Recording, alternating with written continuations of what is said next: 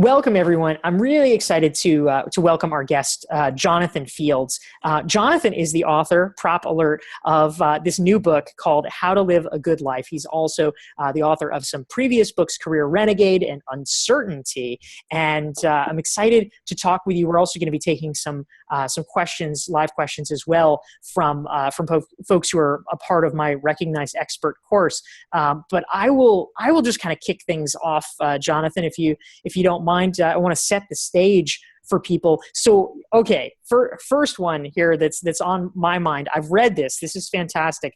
How to Live a Good Life. This is sort of a Dalai Lama-esque title. And so I am curious. I would love to hear, how did you learn such a thing? And how did you convince people to listen to you? Because I know you were a very talented person, but you started life as a lawyer, Jonathan. So explain this to me. I did. Actually, the lawyer was even a bit of a weird aberration for me. I was a lemonade stand kid. I was an entrepreneur pretty much my whole life. And I took a left turn at some point, became a lawyer, lasted sort of a little under 5 years or so in there, and ended up going back into my own business and entrepreneurship. And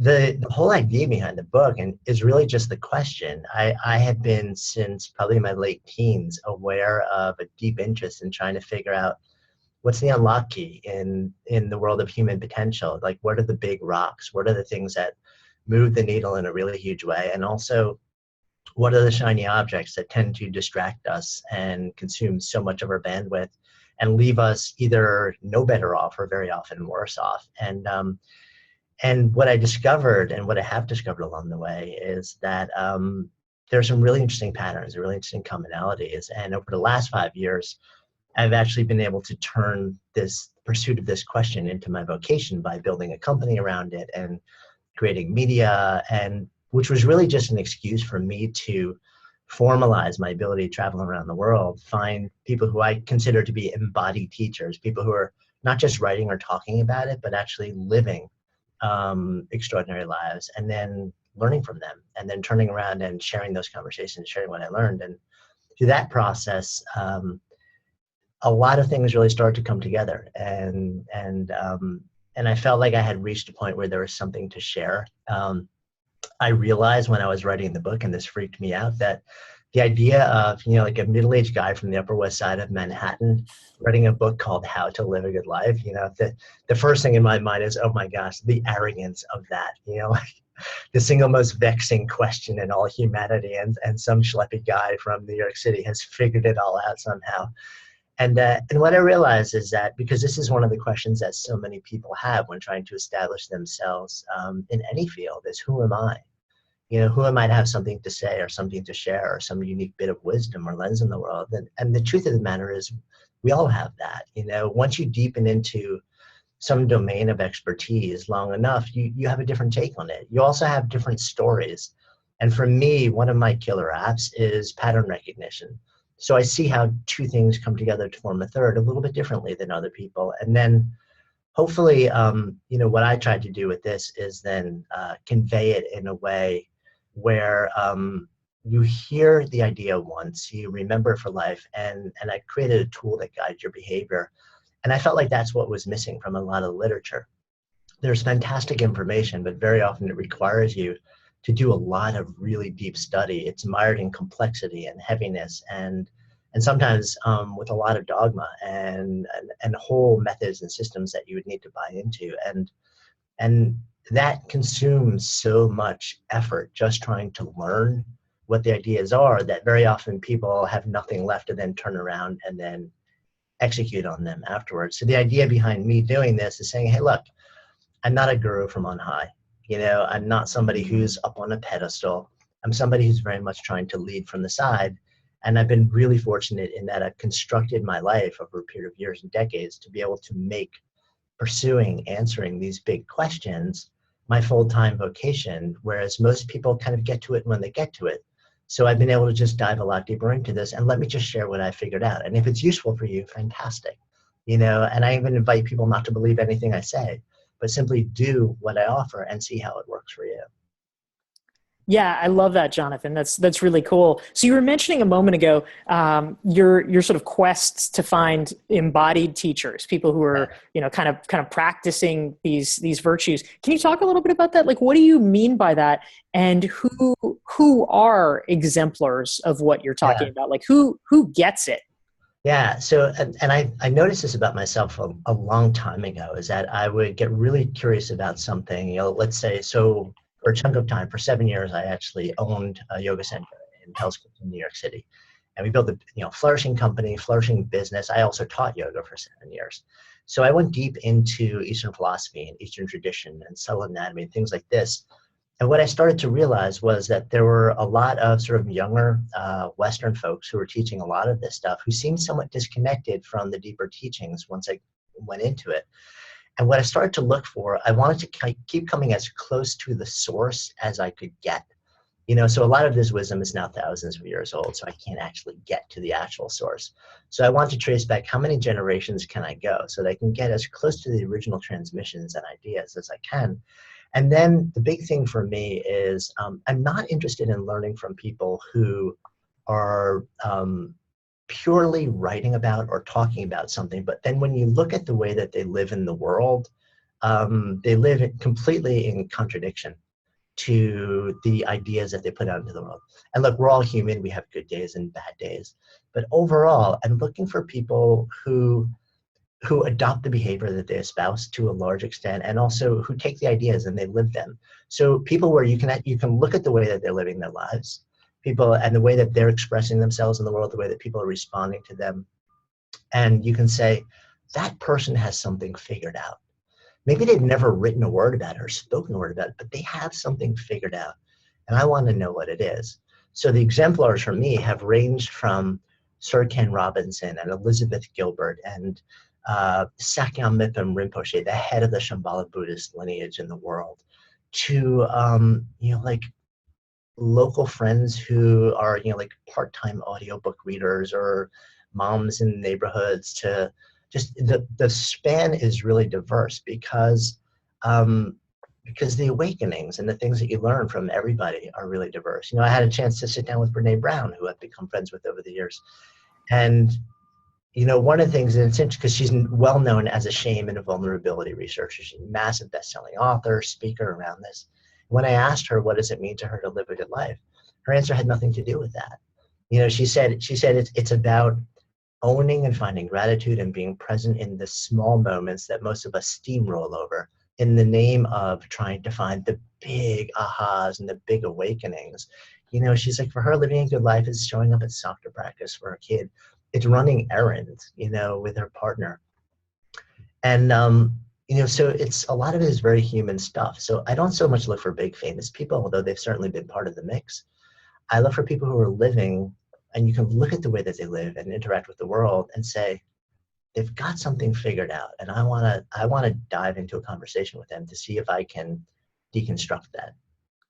What is the tell for you, Jonathan? Like if you're, because I think for a Yeah. lot of us, we think if someone is famous, like a Sir Ken Robinson, right? They've given a TED talk. Oh, he must have it figured out because he's smart and he gave this talk that 15 million people have seen. I think it's a lot harder for most of us to find that spark looking at the person who is sitting in the stands next to us at the soccer match or is our friend. Like what for you screams Yeah. like that person knows something? I want to know that.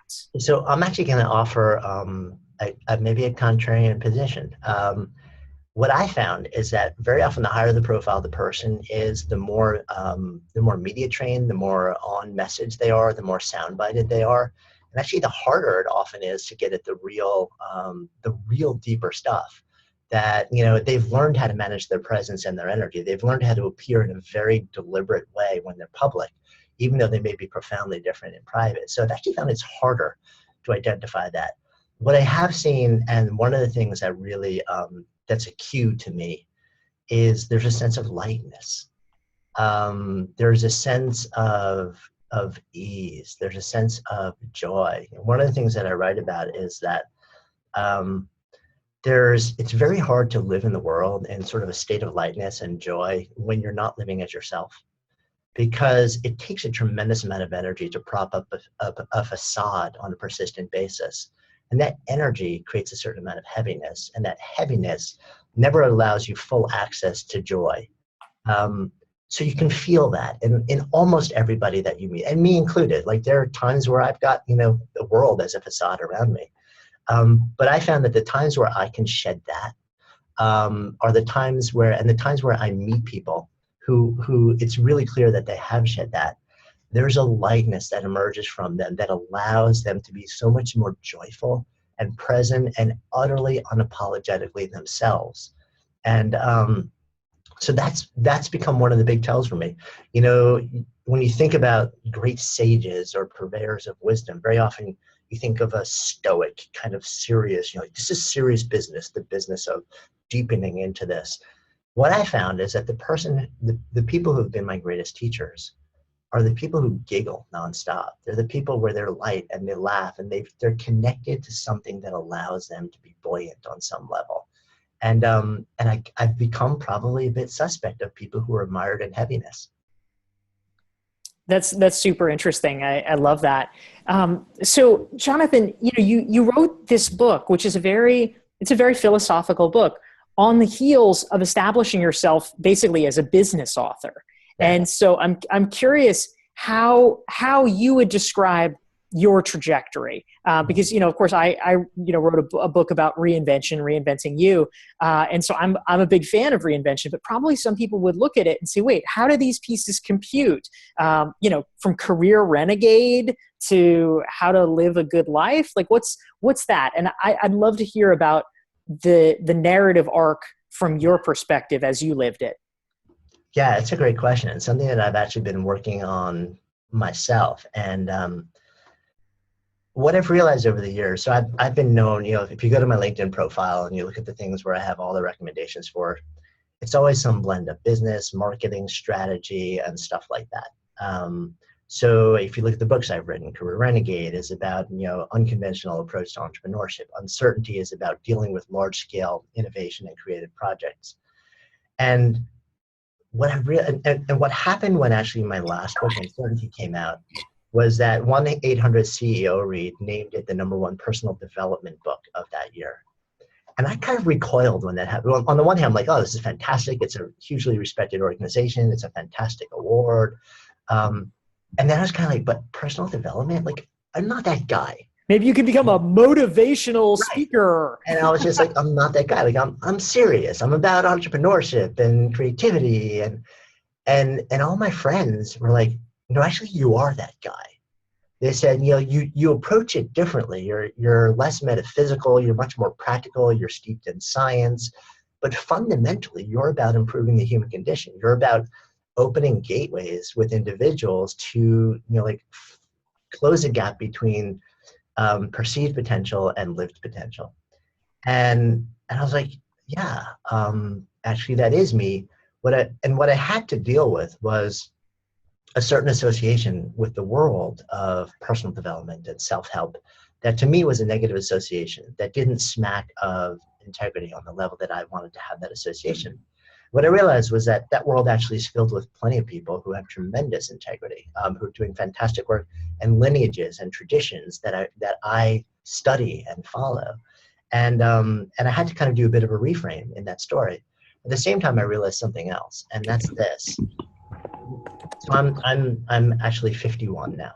And so I've lived enough of life so that I start to be able to really look back. And as Steve Jobs famously said, I have enough dots now that I'm starting to be able to connect them and see how they form a through line. And that through line is not so much entrepreneurship or business or creativity. That through line is the development of a human being within sort of the seasons of life. And what I realize is that I do love the process of creating something from nothing. I do love entrepreneurship. But my deeper fascination is how the canvas of entrepreneurship changes the entrepreneur through the process. I'm fascinated with entrepreneurship as a tool for the growth of the human. And it is one of the most powerful, hard, frustrating, glorious processes on the planet. But, if you move through it and you can find your way through, it forges you not just as an entrepreneur and a business builder and a service provider, but as a human being. You learn things about yourself through the process of entrepreneurship that it's brutally hard to learn. It's like, the most fierce public therapy you can endure. And so it's been a process for me of realizing that actually this is what I've been about all along. And it's okay to redefine it in a way that I feel comfortable stepping into this persona, because it really is me, and just offering that out to the world and say, this is who I am. And it's interesting because, a lot of people who sort of followed me through my various iterations have kind of said, finally, like we've known this for a long time. And I still love entrepreneurship, and I still work with business builders on a regular basis. And at the same time, I'm making more of a deliberate move to step into this place. And part of it was even in the choice of publisher for this book. So I went from very traditional publishing. I went from Crown to Portfolio, and then with this book to Hay House, which is known as, like a strongly, like self-help / metaphysical / personal development oriented publisher. And I was concerned about the association there. And, so I had to get comfortable with the fact that this is an experiment that I have to run to see how I feel about it. So it's been an interesting adventure. Yeah, that's great. So, Jonathan, one of the sort of pieces of your origin story as an entrepreneur. I mean, you were talking about sort of the crucible that entrepreneurship puts individuals through, and what you can learn about yourself in the process. But I noticed, and this kind of resonated for me. I mean, in my book, Reinventing You, I talked about how I kind of got kicked toward entrepreneurship and being interested in the issues of personal brand that I talk about, because I was laid off from my job as a newspaper reporter on September 10th, 2001. You were also doing some interesting things on September 10th, 2001. Maybe you can tell folks about what you were up to and what that led to in your life. I was, yeah. I mean, it was a huge moment of awakening for me, in part because I'm a New Yorker. And so this is my city.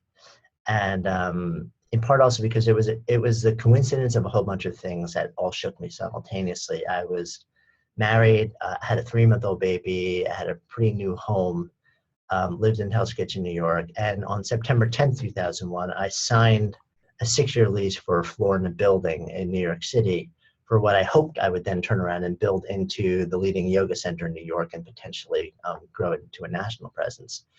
And I went to bed that night filled with hope and anxiety.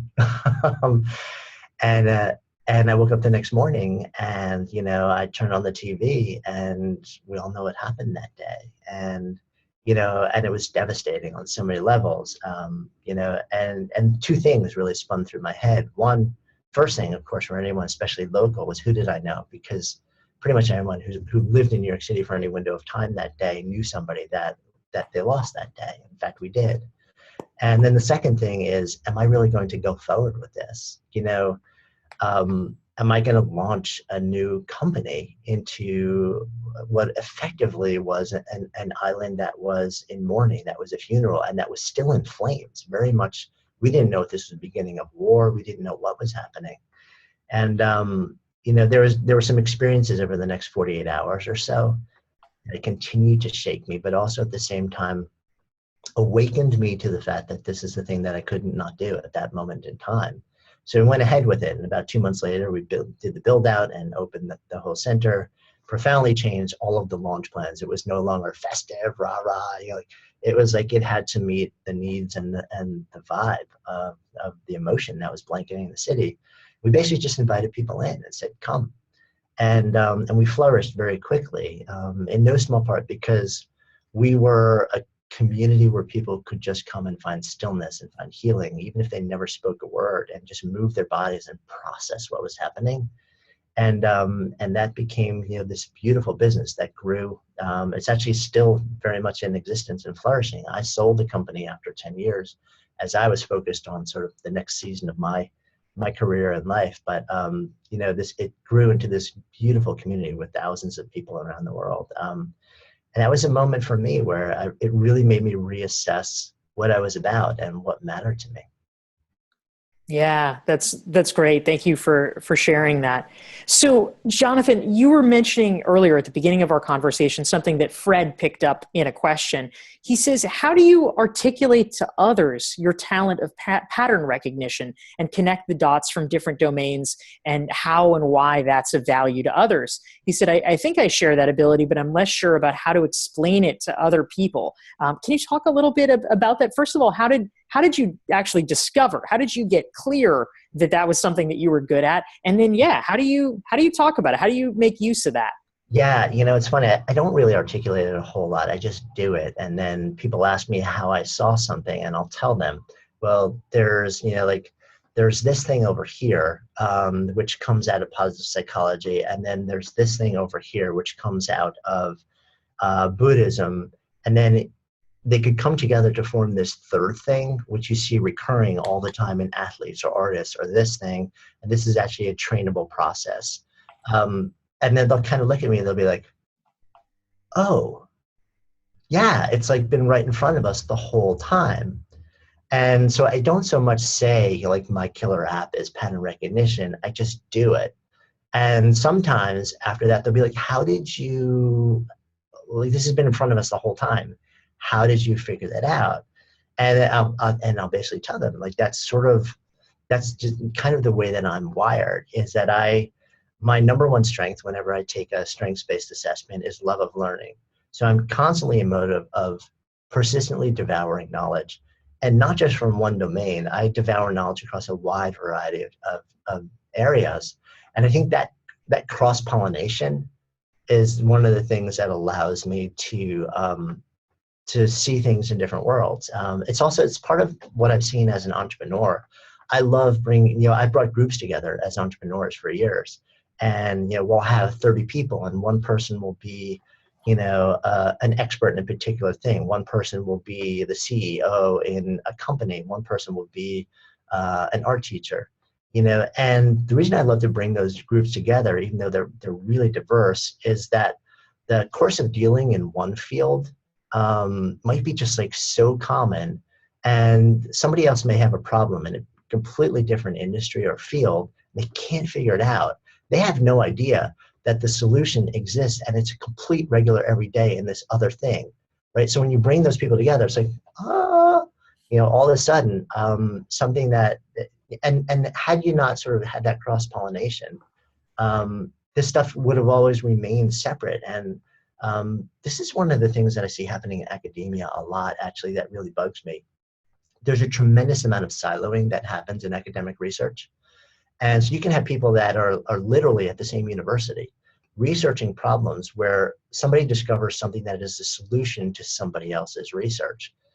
But nobody ever knows, because it's so siloed that people are so protective about what they're doing that it's never shared, and people want credit. Rather than let's pool everything and let's just figure this out. Let's like heal the planet or whatever it is.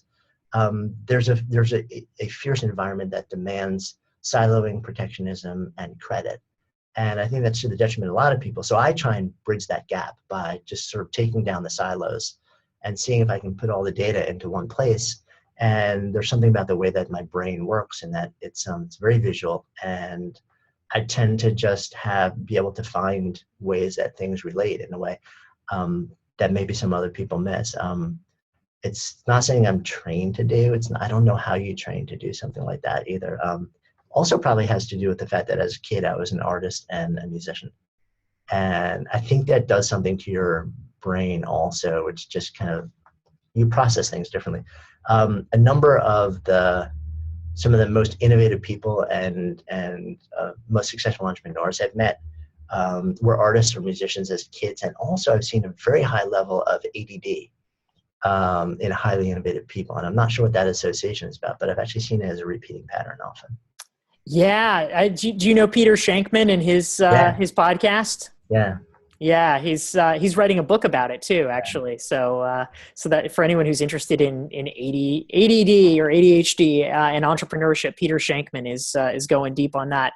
but I think that's super interesting. So I'll just mention to the recognized expert students that are on the webinar here, if you have additional questions for Jonathan, please, we're going to be shifting into more of your questions now, so please feel free to type them into the chat box. But I will, for the moment now, Jonathan, just ask, I mean, so going back to your book and the actual content in it, so how to live a good life. I mean, you could take this in 1,000, in 1,000,000 different directions. How, as you were conceptualizing a book like this, did you even decide how to structure it and what needed to be in it, and what didn't? Like, Yeah. how did you determine what made the cut? Fitfully, slowly, and terribly. I wish I could just be like, oh, aha moment, it was perfect. I got a download, and then I just wrote it, and it was beautiful. But no, that is absolutely not the truth. It was a period of years, actually. It actually literally took me writing 3 distinct manuscripts to nail the structure. Wow. And so I started by writing more of a sort of a more nuanced science meets philosophy deep dive, because that's kind of the way my brain goes, and handed it to my publisher, and they said, no, that's not it. I said, okay. We had a meeting. We decided what would be it. I went off. I wrote a complete second manuscript, handed that into my publisher. A couple of weeks later, they come back to me. That's not it either, and we're not sure what to tell you. I said, oh. And I realized that because I had written more in the business space before, I hadn't done my research to really understand what more of the sort of human potential personal growth space was about, and what the genre demanded, and how people wanted to receive information. So I went out and I did a whole bunch of research. I went out and I found the top 10 selling books in the space over the last 10 years that were driven not by marketing, but by sustained interest and impact. And I read them, and again, sort of like with the intent of pattern recognition. I wanted to see if there was some framework that was fairly uniform across all of them. And in fact, there was. And once I figured that out, I quickly reworked the table of contents, and I shot it over to my publisher. I said, if I do this, is that it? And they were like, yes, that's it. So I said, okay, that's cool. I'm glad we're on the same page with the superstructure now. I said, I don't know if I can write that book. What was the thing that you weren't doing before that then you discovered I should be doing? Yeah, it's a much lighter, much more digestible, very simplified approach to writing the book. Whereas I would normally go into like much more deep dive, complex, nuanced stuff, because that's just where I geek out personally. What I realized is that that's not being of service to the people who would need a book like this. You know, to the weirdos like me who like just love to go down that rabbit hole, it would be great. But I wanted to write something that was much more broadly applicable to a lot more people. And I also I realized it would be disrespecting the person I most want to serve. Because the person I most want to serve, the person I wrote the book for, is somebody who's in the middle years of their lives, whose life is already incredibly stacked with obligations and all sorts of things to do. But they feel like they're flatlined on a number of different levels. And to that person, for me to write something that would then require them to invest a very substantial effort just to understand the nature of the problem, which way was up, like the deeper philosophy and constructs of the solutions, that's not what they need. That's not being of service to them, because I'm actually giving them more to have to dive into and deconstruct in their lives. And they're already suffering under the weight of maniacal busyness and reactivity. So what I realized is I need to create something which was much more of a gift, something which was where it was my job became take something that I think is actually a very involved, complex set of problems, and tell them in a way which is almost like deceptively simple, but also robust. So my task was to distill it and distill it and distill it and distill it. So it didn't start out as this basic framework. And it didn't start out as this really simple idea of having 3 buckets, which I ended up using as a fundamental model. It started out with a ton of different things and levels and all sorts of stuff. And my task just kept being simplify, simplify, simplify, simplify, so that I did all the work of digesting and distilling. And then when I gave it to somebody to read, that it was like so fast and easy that you almost didn't believe that it could actually be valid and work. And that's exactly what I wanted to happen. And then it's just like, look, And then I'm going to give you something to do every day, a little something to do. So I broke it into the vast majority of the book. There's a big idea, and then there's a series of 30 days, each divided into chapters, which are 5 to 8 pages per chapter. And each one introduces an idea. It's, a story, a bit of science to validate it. So your rational brain can say, oh, I get why this actually matters. And then something to do. You don't have to read it in a linear fashion. You can cherry pick based on what your sort of feels like you need the most on any given day. So that way you could really, it's not going, simply reading the book and understanding what's about is not going to add to anybody's burden. And that was really, really important to me. And I realized I was being somewhat disrespectful to the people who needed this the most by keeping it complex and heavy. And I had to go a lot deeper and do a lot of the work myself to make it as simple as I could possibly make it without taking the power and the intelligence out of it. And that wasn't easy. Yeah, that's so interesting. So, I mean, Jonathan, a question I have, how did you not lose hope when the publisher kept coming back to you and rejecting these whole drafts? I mean, I know, a lot of times I'll talk to folks, and I mean, especially, you had your contract, you thought like, okay, this is set, this is done. And once and twice they're saying, no, this isn't the book we want. How did you keep going and push through to write it the third time? Yeah. And there were times where I really did question whether I should keep going. Because I couldn't understand, especially after the second time.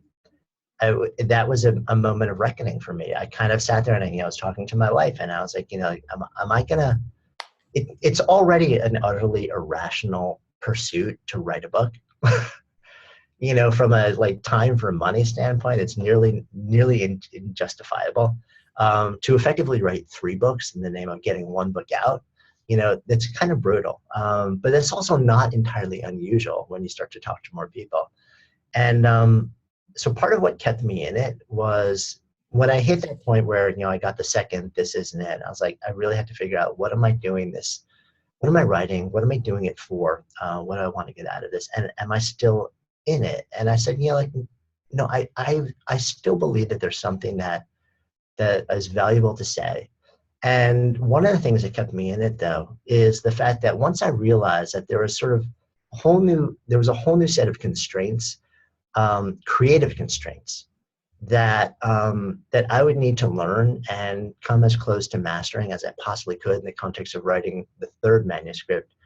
The artist side, the maker side, the craftsman side to me then became even more engaged in the process because I like challenges like that. And when I write a book, and for me, it's not just about entertaining and conveying information. I'm actually deeply obsessed with the craft of language. I really, really care about the structure of sentences and metaphor and all these things. I read people who write and I laugh and I cry, not because of what, the context or content of what they wrote, but because I look at the way they just put together words in a sentence and I'm like, God, I wish I could do that.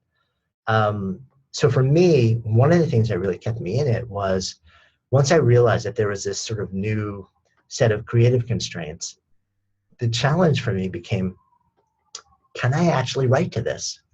And it's kind of cool that there's a completely new way to write that I got curious about, and this became part of the thing that really kept pulling me into it. And I remember so many times as I was writing that third manuscript, I would find myself slipping back into sort of the other style. And I'm like, no. That's not what this is about. This is about a whole new set of creative constraints and writing to that and still making it as good as I can possibly make it. And I really think that that's one of the things that that kept me in it. Once I was in it too, and once I decided to actually go ahead with it, I used a little bit of a trick that I learned from Hemingway. Not directly from Hemingway, but there's a great interview with him in the Paris Review. I think it was in 1954 with George Plimpton, and they were talking about his writing process. And he said that he ended every day when he already knew what the next sentence was going to be and he wanted to write it, and he would stop there so that when he came back the next day, it wasn't like he would have to come and say, okay, I've completed the last idea or thought or chapter, and now I have to like figure out like what's my opening line or where do I start. He knew, like, he couldn't wait to get back. The agony was in not continuing on because he knew what was coming next. And so I used that technique. And even if I finished a chapter, I would make sure to write anywhere from a half a page to a page and a half into the next one until I felt like I had momentum. Then I would cut myself short where I was almost like, oh no. And it was almost like I woke up the next day and I couldn't wait to write. And it created this momentum where I actually started writing faster and faster and faster. It was a really neat, technique. And at least for me, it worked really powerfully. Yeah, that's a great tip. Yeah. Have you ever done anything like that? I'm curious. I haven't, although I actually interviewed Adam Grant from my Forbes blog a while ago, and he said that he basically used the same principle. There's something in psychology known as the zygarnik effect, Yeah. which is what this refers to in many ways, which is that if your brain has an open loop where something doesn't feel closed, then it's like you keep kind of wanting to come back to it. And so he actually said that he will stop writing in the middle of a sentence. Like he won't even finish the sentence. And then when he sits back down, he's like, okay. And he's able to get right into it because he's finishing the sentence. Yeah. Yeah, so that's very cool. So Jennifer had a question, Jonathan, that she wanted to share. So the transition to Hay House for How to Live a Good Life, I guess you talked about, because that's a more sort of self-help or personal development oriented publisher. But she said she was curious, what made you decide to transition publishers for each of your books? Because I guess you've done a couple of publishers. What were your criteria for choosing each? Yeah. So the first book, so the publishing industry is really interesting, as you know. So the first book I sold to an imprint of Random House, because in no small part because I just love the person who ran that imprint. She had published Dalai Lama and a bunch of other people who I thought were just really fascinating. She was a deep thinker, and she had this really fascinating blend of spirituality, but really good business savvy. And I was like, I'd like to be in her hands as my editor. So she acquired that book. I wrote that book for her. And 2 weeks before I turned in the manuscript, the imprint was folded. Of course. Which I now know is actually not all that unusual, like in the publishing industry. This stuff happens all the time. So, and then Random House was like, no, don't worry, we're still fully committed to you. So I was taken into like the bigger entity, given a whole new team, a new editor who said, we love your writing style. We just need you to write the book differently. So, and this is like inside publishing. This happens nonstop in the industry. I've learned since then, like over the time that I've been in it. So we put that book out. And that first book actually came out in January of 2009 in the single worst week of the economy since the Great Depression. And the fundamental message of the book was, hey, why not quit your job and try and do something that you love? Yeah, awesome timing. Oh.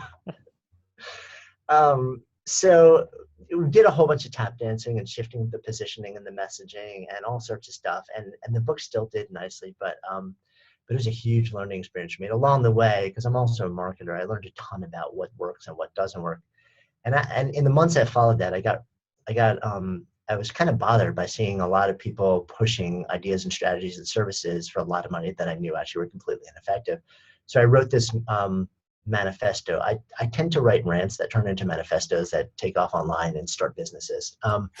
So I wrote this thing called The Truth About Book Marketing that kind of exploded online, and a copy of that landed on the desk of the head of marketing at Portfolio. And he reached out to me. He's like, this is incredible. We've just basically copied it and sent it to every one of our authors because they need to read it. And then he said to me, he's like, hey, you're working on anything now? I said, I got a couple ideas. So that started a conversation with them. And Portfolio, is fantastic. Are you still with Portfolio? So I did my second book, Stand Out, with Portfolio. Right. For the third book, I actually went back, ironically, to the publisher for my first book, Harvard Business Review Press. Oh, cool. Yeah, great. So, Portfolio is it's like a smaller, like really focused thing with a small team. So I said, let me see how it feels here.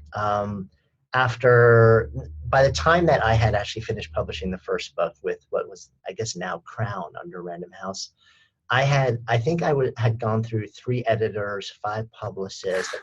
my team had rotated so many times. I Oh didn't my know gosh. anymore. I had no loyalty. So I was like, let me try something a little bit different. You know, these guys, I had a bunch of friends that had published with Portfolio. I had great things to say. So I did the book with them, and we put that book out, and it landed nicely. And and when it came time, and then I took some time, and I hadn't, you know, it's been 5 years since my last book was out now, and I've evolved a lot, and I thought a lot about who I am and what I want to be, and I had conversations with other publishers along the way, and I have plenty of relationships with publishers at this point, and but when it came time to write this type of book, I didn't feel like this was the type of book that those publishers were really known for and could support all that well. And then I also, you know, in the publishing industry, as a general rule, people know that you get, you know, you get a deal, and then you're expected to do all the marketing, which I'm fine with. And but at the same time, there are basically two publishers in the industry that have their own genuine marketing engines because they've been selling direct to consumer for decades now. One is Portfolio, and the other is Rodale. So HBR also does that as yeah, well. yeah, but they don't really do sort of like this type of book so much, though, do they? It's pretty much more always business, isn't it? Yeah, Like, yeah. yeah. So I was looking at that, and I was like, you know what? It'd be really interesting to see if I could actually sign on with somebody who I felt might actually bring some firepower to the table. So that was one of the things, and then I met with the team. And you know, like the head of editorial was the person who was to be my editor if I signed on there, and we hit it off. We saw the world similarly. I loved her and her style, and we've had a great editorial relationship, even though, you know, she's the one who said no to me, you know, like to two full manuscripts. Yeah, she was right. So that was really the evolution of different publishers. I think the days are probably ending to a certain extent where you know, it's you just keep by default going back to the same publisher because the market is moving so quickly and things in publishing are changing so rapidly right now that the equation is different every time you write a new book. Yeah, I think that's very true. So, Jonathan, we had a question from Kate. She was just interested in a comment that you made about breaking down silos in higher education, and she was just curious: is that something that's kind of a general pet peeve of yours, or do you actually work at all in higher education? And if so, what do you do, or sort of what's your formula for helping to break down the silos? Yeah, I don't work within the construct of sort of formalized education, in part because it is such a fierce. There's so much complexity and so much of this going on, and so much ingrained culturally that it's not an environment that I want to invest a ton of my time and energy trying to sort of creatively destroy and then rebuild constructively. I think for those who are inclined to do that, I think it's fantastic. And I have friends that are, and it's a phenomenally noble pursuit. I'm not wired to have the sort of attention span to exist in that environment for a long period of time. I love teaching, but in terms of really trying to change the inner workings of sort of like institutionalized academia, it's not something. I tend to be much more like the maverick who just wants to build something on outside of that tries to solve the problems independently. And if people want to participate in what I'm doing, then they can come do it. You know, and I have a dad. My father had one job his entire life as a research professor. He ran a lab in a university, and so we had, you know, conversations over the years. And yeah, it is. I have crazy amounts of respect for teachers and professors. I mean, they're doing amazing work in the world, and I know there's a lot of good and a lot of good intention within institutions as well. And at the same time, there's a tremendous amount of inefficiency. And yeah, I don't work in any way directly with trying to restructure that, but I do have friends who are involved in things like that, and I think it's an incredible effort. It's not where my focus lies. Yeah, absolutely. So on the back on the publishing question, Tina had a pair of questions for you, Jonathan. She was curious, given the conversation about shifting publishers and things like that. She wanted to know, number one, would you ever consider self-publishing? And number two, how do you use storytelling in as a device in your books? Like, what is the role for you of Yeah. storytelling? So on number one, yes, I would absolutely consider self-publishing. In fact, we actually did that on the side along with this book. So right now, Hay House is publishing the primary book. And on the side, we actually designed and wrote and printed and published a companion practice journal for the book, which is hardcover. It's this beautiful thing, and we went through the entire process of creating that whole thing, working with printers. So it's 2-color. It literally landed in a container on the West Coast 2 days ago, and is now Wow. available at fulfillment houses. So we didn't even just do sort of like the create space, print on demand thing, which is awesome for people who that works for. We actually printed inventory to have in stock because of the nature of the type of book that we wanted to create. It's so customized and so different that we wanted a lot of control over it. So we've now actually been through end to end the entire process of doing it ourselves, and we understand what that involves, and we have the structures and the relationships set up to do that. So yeah, I'm the world is my universe in terms of like future books that I write or companion books that I write or different projects. I'm going to kind of take them as they come. On the second question, which was how do I use storytelling? It's the heartbeat of everything that I do. I've spent a lot of time and years going deep into understanding story architecture, how our brains are wired for story, so for me, it's pretty much the lead into everything. So when you read the book starts with a story and then moves into a different story. And each story has a purpose that moves somebody from here to here to here to here. And then when you actually look at all the mini chapters in the book, almost to a one, they start with a story because it slides under the radar of your brain, engages you and draws you in. Stories, people get drawn in by story like nothing else on the planet. I use stories for another reason too, for a couple of reasons, which is that stories are remembered better than any other form of information. So you could give somebody, like a data presentation or a slide deck or a whole bunch of information and research, or you could tell a story that incorporates all of that into it. They'll walk away a week later, they'll probably remember all of the story if it's a story well told, but they will have forgotten all of the data points within probably 24 hours. So retention and recall with stories is tremendous. And as an author, where word of mouth is the primary way that you get the word out, if there's no recall, your book is dead in the water.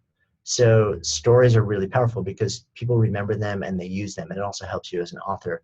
The third thing is that I'll often tell stories in the form of therapeutic metaphor, which is designed as sort of like a modified hero's journey, where it's told ambiguously enough so that the reader will start to see themselves in the role of the protagonist in the story, and they'll transfer into it. And the resolution of that person who you're telling the story about will then become the resolution or the possible resolution of the person who's reading it without them knowing it, without them intending this to happen. And it's a really beautiful way to help people. It just have like an aha moment, like, oh, and you don't have to sit there and like lay out, okay, these are the 9.3 arguments that like why you should do this. It's just by telling the story as a therapeutic metaphor, they transfer in and it just becomes obvious that this is the next move for them. And I found that to be really, really powerful. It takes work to sort of learn how to do that, but I'm mildly obsessed with understanding storycraft these days. That's fantastic.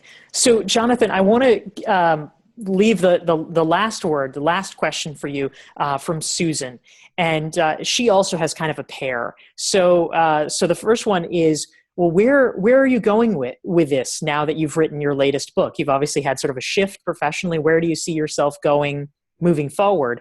And part two is, come on, we have How to Live a Good Life. How do you do it? What is the key to the framework? We all, of course, are going to go out and buy our Jonathan Fields book. But if you wanted the Cliff Notes version, what do we need to keep in mind? Yeah, so I'll answer the first one first, which is where am I going with all of this? And that's actually a continuing conversation right now. We've built a company called Good Life Project, which we're heading into. We launched in the beginning of 2012. We're heading into the beginning of 2017. So that'll be about 5 years now. And it's a point of inflection for us because that venture has been built around media, education, and community. And the media has started out as broadcast quality video and has transitioned into podcast and audio now. And a lot of what we're doing, and it's primary conversations and interviews. And it started out also probably much more around entrepreneurship and conscious entrepreneurship.